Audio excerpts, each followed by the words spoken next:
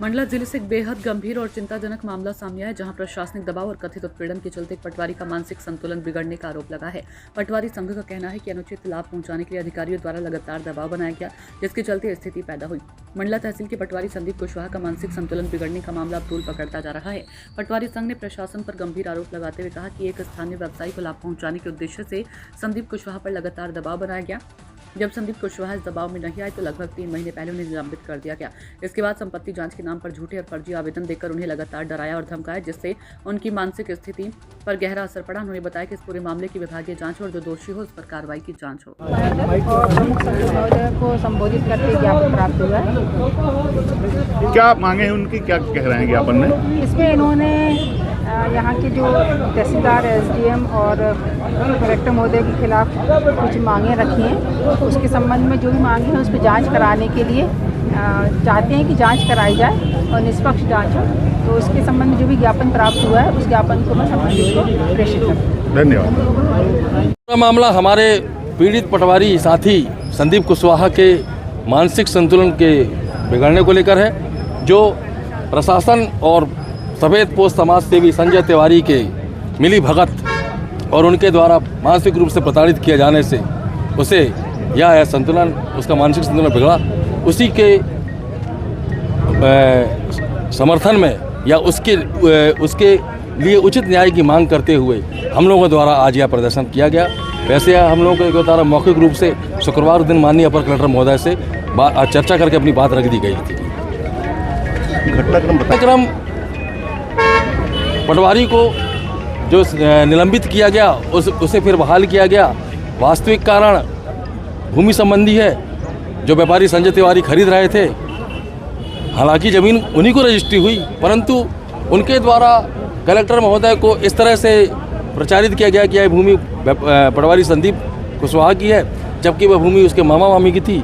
Collector महोदय ने संजय तिवारी के कहने पर एसडीएम महोदय और तहसीलदार हिमांशु बालावी को बोला कि ज़मीन का कीमत कुछ कम करवाया जाए। तो उन्होंने अपने केबिन में अपने एसडीएम कार्यालय में बुलाकर संदीप कुशवाहा को बोला कि कीमत कम करो। तब संदीप बोला कि यह भूमि मेरे मामा की है, मेरा इस ज़मीन से कोई लेना देना है नहीं, आप मेरे मामा जाने और वो जाने। तो कलेक्टर महोदय ने इस बात को अपने ईगो पर लेते हुए हमारे पटवारी को सस्पेंड करने के निर्देश एसडीएम सोनल सेठाम को दे दिए। तो तहसीलदार और एसडीएम प्रशासनिक कारणों का बहाना लेकर उसे सस्पेंड कर दिए, उसके शिविर में, उसके ग्राम में दौरा करके।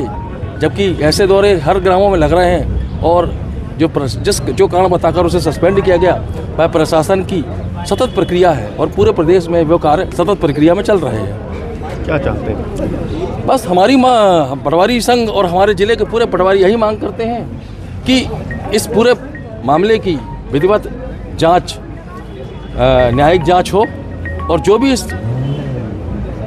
प्रकरण में लिप्त हैं, दोषी हैं, चाहे वह अधिकारी हो या व्यापारी हो, उन्हें आपराधिक प्रकरण दर्ज कर दंडित किया जाए।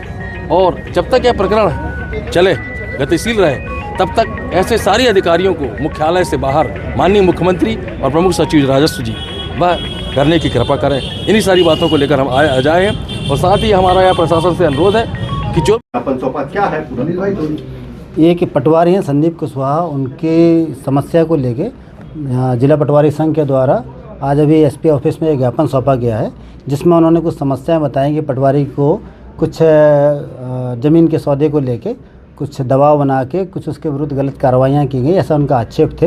इन सारे आक्षेपों की हम जाँच करवा लेंगे और इसमें अगर किसी भी तरह का कोई आपराधिक प्रकरण आता है तो उसमें आवश्यक कार्रवाई करेंगे। अभी जो वो अपेक्षा से गए हैं उसमें उनको संतुष्ट कर दिया गया, वो वापस यहाँ से चले गए हैं। और उनका जो कहना था कि पटवारी की मानसिक स्थिति खराब है और नागपुर में इलाजरत है और उसको बड़ा परेशान किया गया है, इसमें आवश्यक जो कार्रवाइयाँ होंगी जांच के बाद की जाएंगी। किसके द्वारा परेशान किया गया, क्या जो बता रहा है कि इसमें एक व्यापारी है और कुछ स्टाफ है, उनके वरिष्ठ स्तर पर इस तरह की कुछ बातें बताई गई हैं।